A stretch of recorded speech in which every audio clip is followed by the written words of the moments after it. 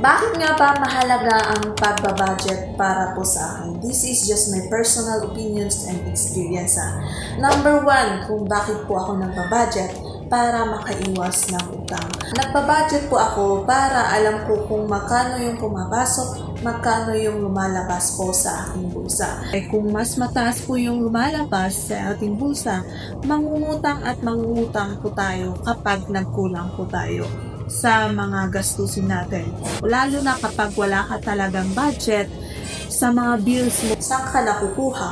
Diba? Siyempre, mangungutang ka talaga. Number 2 is para makabayad ng utang. Meron din po tayong pinagkakautangan. Nakautang po tayo dahil nang bili po tayo ng parcel of land or nakapag-acquire po tayo. Hindi po luho na puntahan ng ating utang. Maganda naman yung dahilan kung bakit po tayo nangutang. So, syempre kapag nangutang po tayo, we need to protect our credibility and yung tiwala po nila sa atin. Siyempre, hindi ka po makakaudit na makautang sa kanila kung hindi mo po alam magbayad sa kanila. What if meron ka na namang gustong bilhin? Diba? Kaya nga po, kailangan natin maging responsible kung nangutang po tayo. So, priority po talaga sa akin. Number 3 po natin kung bakit po tayo nagbabudget is dahil gusto nating makaipon din. But before we separate our savings, i-separate muna natin yung 10% for the Lord because all of our resources and lahat po ng nasa sa atin ngayon is comes from the Lord. So we need to give also for the Lord. Sabi nga natin, sa budgeting list po natin, kailangan meron yung savings po natin. Your savings stands for emergency fund or for your investment. Bakit nga ba tayo nag-iipon? Siyempre, meron po tayong iba't ibang mga dahilan kung bakit tayo nag-iipon. And alam ko naman sa inyo guys na meron din kayong pinag-iipunan, pinaglalaanan ng inyong mga ipon. So, kaya nyo yan.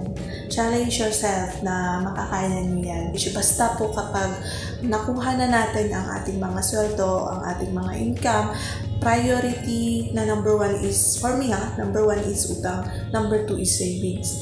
So, savings muna before po nating i-separate para po sa ating mga expenses. So, yun po ang mga ilan sa mga dahilan na kung bakit ako nag-budget personally and bakit pinapahalagahan ko until now ang kahalagahan ng pagbabudget.